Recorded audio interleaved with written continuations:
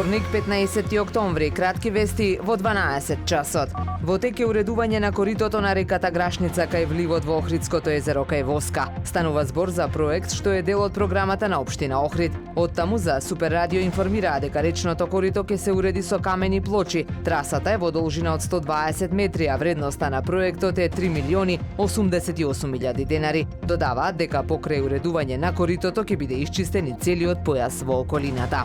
Започната реконструкцијата на музејскиот комплекс Музеј на вода, каде е доекипиран кадарот и извршена е реконструкција на оштетениот систем за наводнување, истакна министерот за култура и туризам Зоран Љутков во отчетот за сработеното во првите 100 дена од мандатот. За следната година најави санација на платформата на наколната населба и на покривните покривки на колибите. Додаде дека на Плаошник во тек се активности за довршување на изградбата на Свети Климентовиот универзитет. Во делот на туризмот рече дека соработката со германскиот туроператор РСД треба да донесе 35.000 туристи од Европа годишно, почнувајќи од февруари идната година.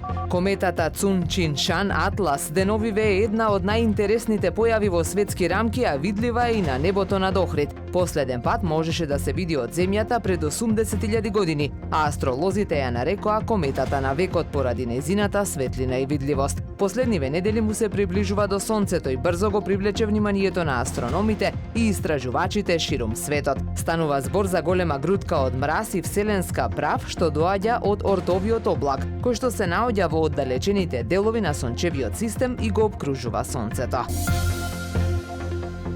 Времето денес сончево со мала до умерена локална облачност, дува умерен северен ветер. Максималната температура во Охрид до 22 степени. Повеќе информации на ohridpress.com.mk. Уредник и водител на вестите Даниела Спасик. Технички реализатор Реджеп Селман.